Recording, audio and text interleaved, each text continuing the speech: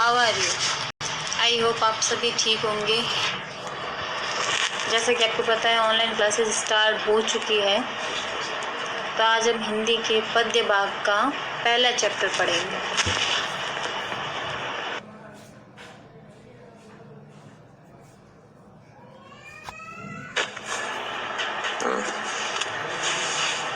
आज हम पढ़ेंगे सृजन बुक का पहला चैप्टर संत वाणी, जो हमारे पद्य भाग से लिया गया है। इस पहले चैप्टर में 3 कवियों को लिया गया है, कबीर, तुलसीदास और कृपाराम खेड़िया। हम सबसे पहले पढ़ेंगे कबीर को। कबीर के बारे में आपने छोटी कक्षाओं में पढ़ा है, उनसे उनकी रचनाओं से परिचित भी है, उनके कुछ दोहे आपको याद भी होंगे। कबीर, मैंने उनके जीवन परिचय से कुछ प्रमुख बिंदुओं को अलग किया है, जो कि बहुत ही इम्पोर्टेंट है, आपको याद भी रखने हैं। क्योंकि ये इम्पोर्टेंट इसलिए भी है क्योंकि एग्ज़ाम में इनमें से क्वेश्चन अधिकतर आते हैं और आगे भी कंपटीशन एग्ज़ाम में इन बिंदुओं में से क्वेश्चन पूछे जा सकते हैं। और इनको पढ़ने समझने के बाद में आपको चैप्टर को पढ़ना, उसकी व्याख्या को समझना भी सरल होगा। जैसे सबसे पहला है हमारे पास हिंदी साहित्य की ज्ञानाश्रयी शाखा के प्रतिनिधि कवि थे कबीर। ज्ञानाश्रयी शाखा ये क्या है, सबसे पहले हमें इसे समझना है। भक्ति काल में ज्ञानाश्रयी और प्रेमाश्रयी 2 प्रकार के कवि थे। अब भक्ति काल में ज्ञानाश्रयी क्या था, आपके दिमाग में ये चलता है प्रेमाश्रयी क्या था। ज्ञानाश्रयी कवियों में वो कवि आते थे जो निर्गुण ईश्वर की आराधना करते थे, निर्गुण ईश्वर को मानते थे। उनके लिए ईश्वर निराकार था, निर्गुण था। और प्रेमाश्रयी शाखा में वो कवि आते थे जो ईश्वर के सगुण और साकार रूप की पूजा करते थे।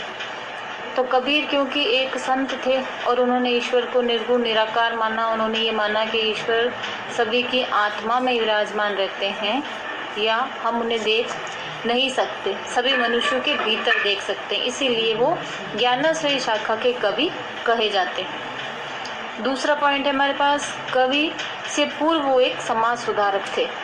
वो ये नहीं चाहते थे कि कवि के रूप में उनकी प्रसिद्धि हो या वो एक कवि हो, वो एक समाज सुधारक थे।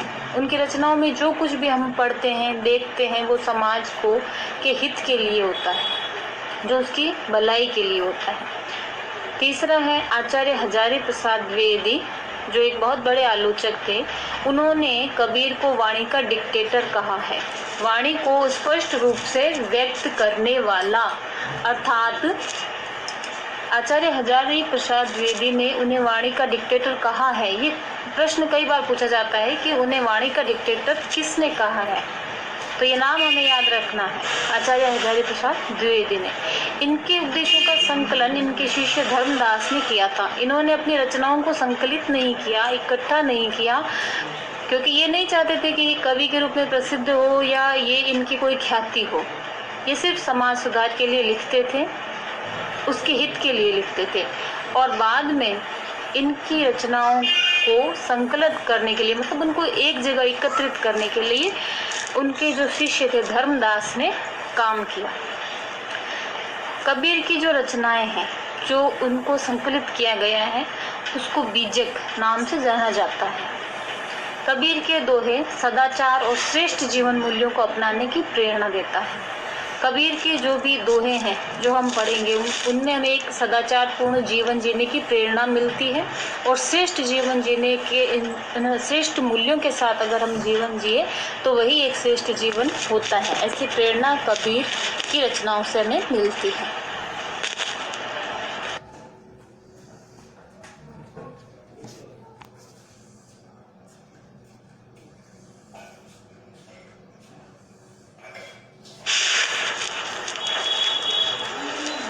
पहला दोहा है हमारे पास में, त्याग तो ऐसा कीजिए सब कुछ एक ही बार, सब प्रभु का मेरा नहीं निश्चय किया विचार।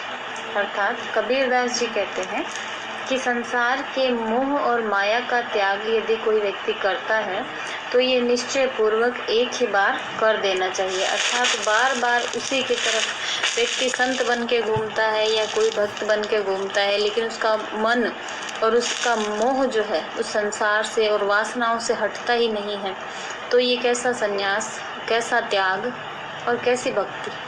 वो कहते हैं सब प्रभु का, मेरा नहीं। इस तरह का विचार ही व्यक्ति को संत बनाता है कि मेरे पास चाहे ज्ञान है, धन है, विद्या है, शरीर है, रूप है, जो भी है सब प्रभु का है, मेरा कुछ भी नहीं है। निश्चय किया विचार, निश्चय का अर्थ है निश्चय। निश्चय पूर्वक ऐसा विचार यदि कोई व्यक्ति अपने मन में कर लेता है तो वही ईश्वर को पा लेता है। इसी को त्याग कहा जाता है, इसी विचार को। केवल त्याग करने से संसार को वह सन्यासी या साधु नहीं कहला सकता। इस विचार को दृढ़ता पूर्वक ग्रहण करना ही साधुत्व है। नेक्स्ट है हमारे पास में, सुनिए गुण की वार्ता, अवगुण लीजिए नाही। कबीरदास जी कहते हैं गुण के महत्व को, वार्ता मतलब महत्व, गुण के महत्व को सुनना चाहिए। अवगुण लीजिए नाही, अवगुण मतलब अवगुण। संसार में हमें गुण भी मिलेंगे, अवगुण भी मिलेंगे, अच्छाइयाँ भी मिलेंगी और बुराइयाँ भी मिलेंगी, लेकिन हमें केवल गुणों के महत्व को समझना है, गुणों को ही ग्रहण करना है, अवगुणों को नहीं लेना है, अवगुणों को छोड़ देना है। उन्होंने एक उदाहरण दिया है कि जिस तरह से हंस अर्थात राजहंस, कहते हैं कि राजहंस पानी मिले हुए दूध को भी अगर पीता है तो दूध को अलग करके पी लेता है और पानी को छोड़ देता है। तो जिस तरह से एक राजहंस, क्षीर का मतलब है दूध, क्षीर शब्द क्षीर शब्द से बना हुआ है। क्षीर हमने सुना होगा ना तुम लोगों ने, क्षीर सागर, दूध का सागर। तो ये क्षीर का मतलब है दूध। दूध को गहत है, गहत मतलब ग्रहण करता है। राजहंस जो है दूध को ग्रहण कर लेता है और नीर सो त्यागे जाहि, नीर मतलब पानी, पानी को छोड़ देता है। ये एक राजहंस की विशेषता होती है। वैसे ही ज्ञानी और एक विद्वान की ये विशेषता होनी चाहिए कि वो संसार से केवल गुणों को ग्रहण करे और अवगुणों को छोड़ दे। नेक्स्ट है, छोड़े जब अभिमान को, सुखी भया सब जीव, भावे कोई कछु कहे, मेरे ही निज पीव। कबीरदास जी एक संत थे, ज्ञानाश्रयी शाखा के। वह ईश्वर को परमात्मा मानते थे और अपने हृदय में ही देखते थे। उनके लिए ईश्वर का कोई रूप, आकार, गुण था ही नहीं, मैंने शुरू में ही बताया था। तो वो कहते हैं कि छोड़े जब अभिमान को, सुखी भया सब जीव। जब व्यक्ति अपने अभिमान को, अपने अहंकार को छोड़ देता है तभी वह पूर्ण रूप से सुखी हो पाता है, तभी उसकी आत्मा को सुख और शांति का अनुभव हो सकता है। भावे कोई कछु कहे, भावे का मतलब चाहे, कोई कछु यानी कुछ भी कहे। संसार में चाहे लोग मुझे कुछ भी कहें, मैं यही मानता हूँ कि ईश्वर का कोई रूप आकार नहीं है। मैंने अहंकार को, अभिमान को त्याग दिया है। मेरे ही निज पीव, और इसीलिए मेरे हृदय में ही मैं ये मानता हूँ। ये का मतलब है हृदय, निज मतलब मेरा अपना, पीव मतलब प्रियतम। उन्होंने परमात्मा को या ईश्वर को अपना प्रिय माना है, अपना प्रियतम, अपनी आत्मा और परमात्मा के साथ संबंध बताया है कि वह ही मेरा सबसे प्रियतम है और वह मेरे हृदय में विराजमान रहता है। और वो क्यों विराजमान रहता है? क्योंकि मैंने अहंकार को और अभिमान को छोड़ दिया है। तो कबीर यह कहना चाहते हैं कि ईश्वर को प्राप्त करने के लिए हमें सबसे पहले अभिमान को और अहंकार को त्यागना होगा और उसी से हम हमारी आत्मा को पूर्ण रूप से सुखी और शांति प्रदान कर सकते हैं। नेक्स्ट है, जाति न पूछो साधु की, पूछ लीजिए ज्ञान, मोल करो तलवार का, पढ़ रहेंदो ज्ञान।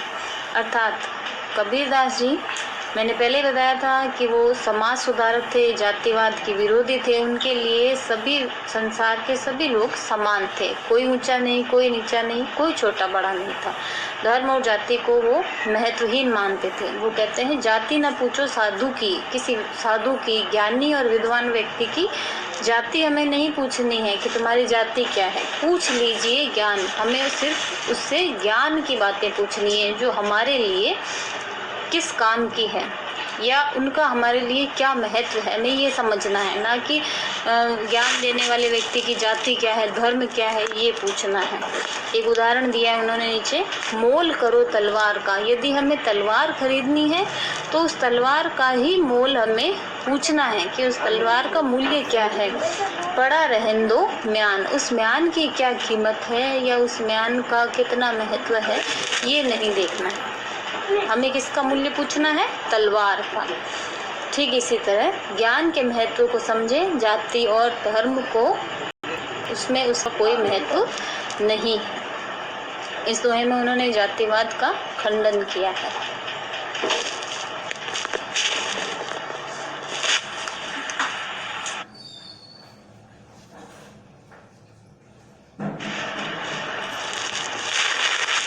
नेक्स्ट है हमारे पास, संगत कीजिए साधु की कभी न निष्फल होए, लोहा पारस परसते सो भी कंचन होए।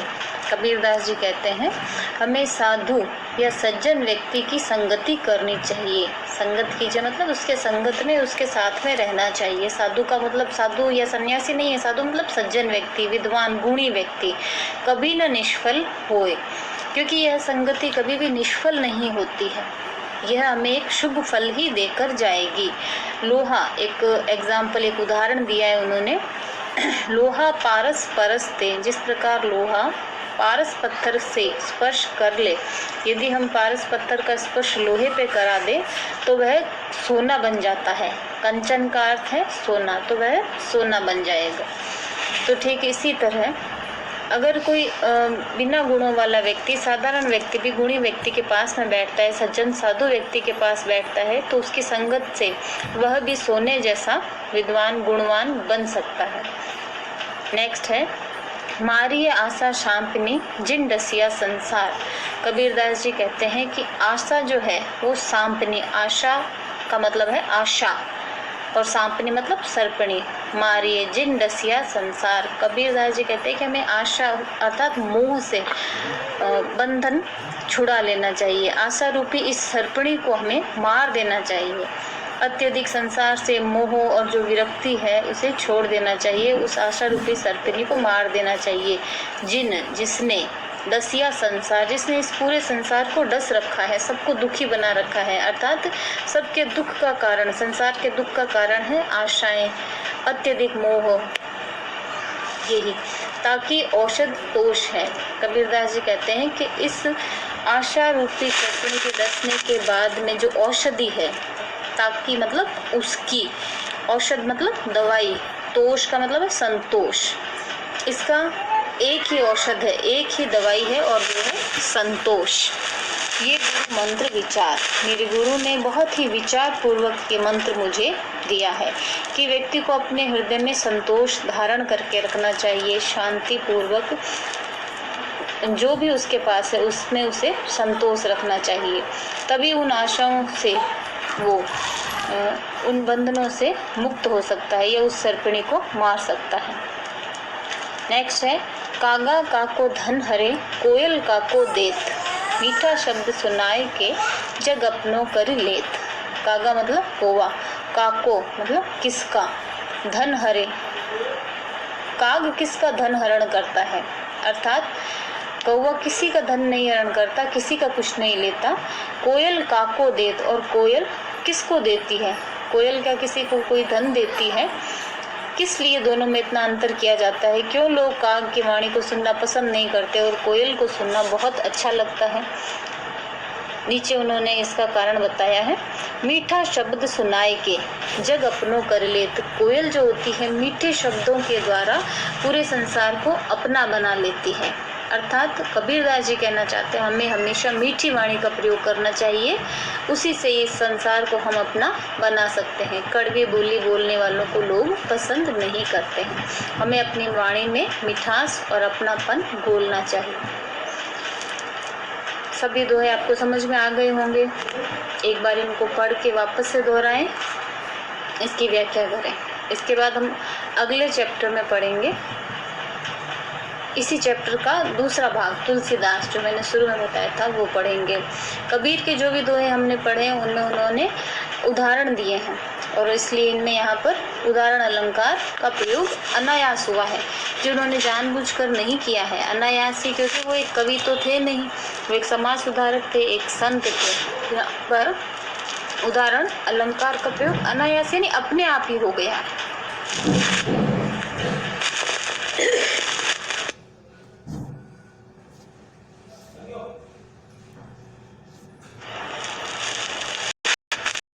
Thank you.